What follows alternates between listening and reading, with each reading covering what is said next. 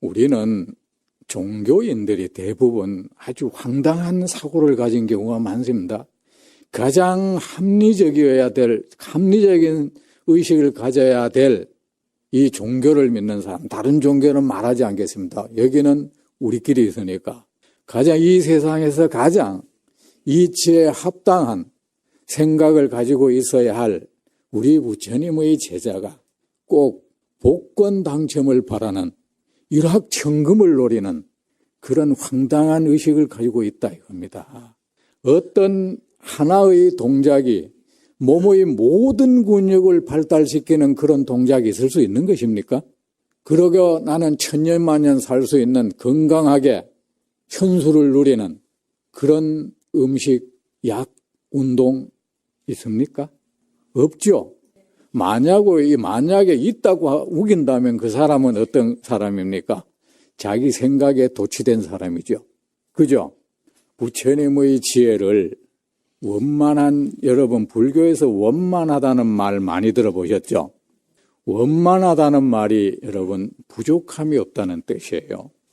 결여됨이 없다, 치우침이 없다, 두루 충족하다 이 뜻입니다.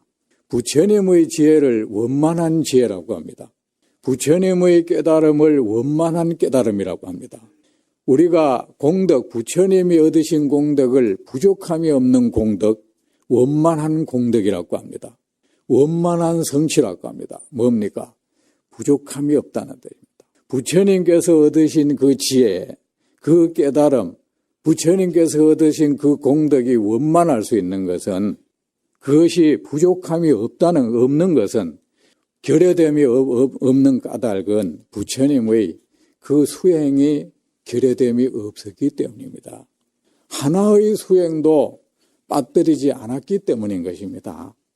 부처님은 백천만급을 두고 보살 만행 말 들어보셨죠? 보살 만행, 만가지행 하나도 빠뜨리지 않는 그런 공덕행을 쌓았기 때문인 것입니다.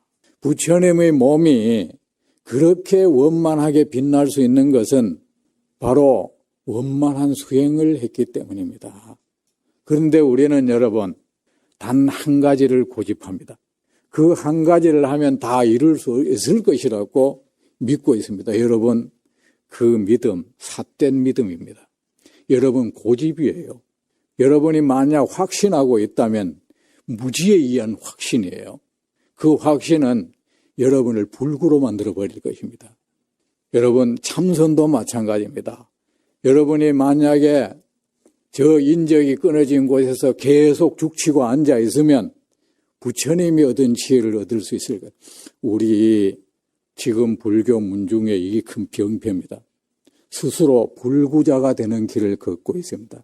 물론 여러분은 기도를 열심히 하면, 염불을 열심히 하면, 오직 그 하나를, 좌선을 열심히 하면은, 주문을 열심히 10년, 20년 일괄되게 계속 외우면, 절을 열심히 그 하나를 계속 하면은 그 뭔가를 얻을 수 있을 것입니다.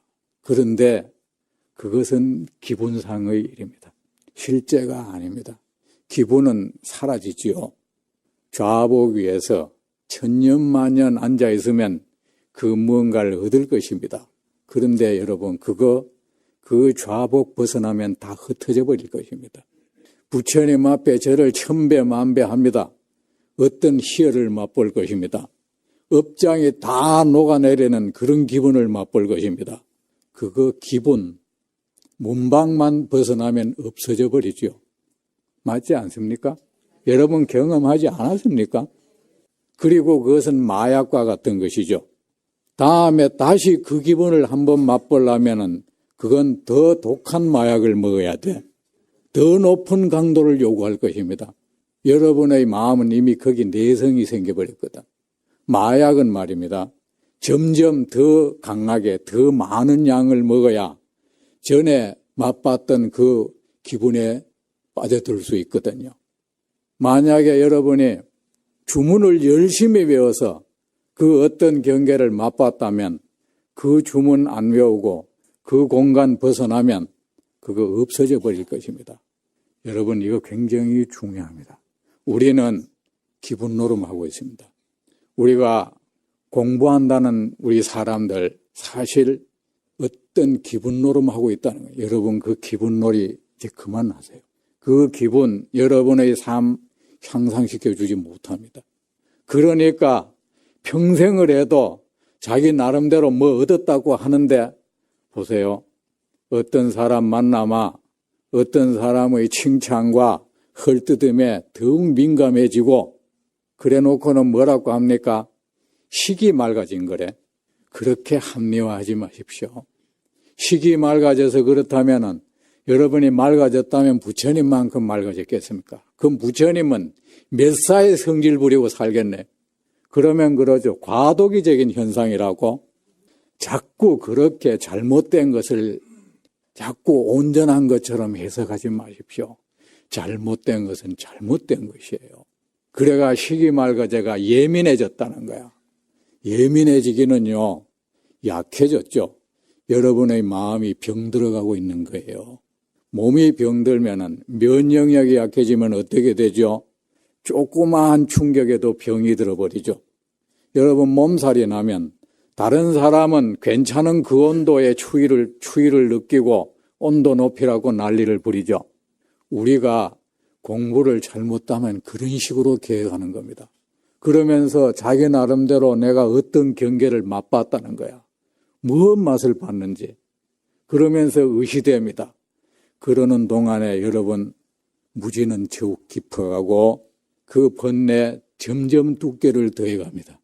조금의 발전도 없으면서 어떤 경계 앞에 가면 그 탐욕도 여전하고 애착도 여전하고 칭찬하고 헐뜯음에 민감한 것도 여전하고 누가 날 건드리면 성질 내는 것도 여전하고 교만은 더 높아져 가고 어떤 일을 직면해서 그 능력, 그 옳고 그름을 판단하는 능력은 더 떨어져 있으면서 내가 공부 경계에 갔다는 거야.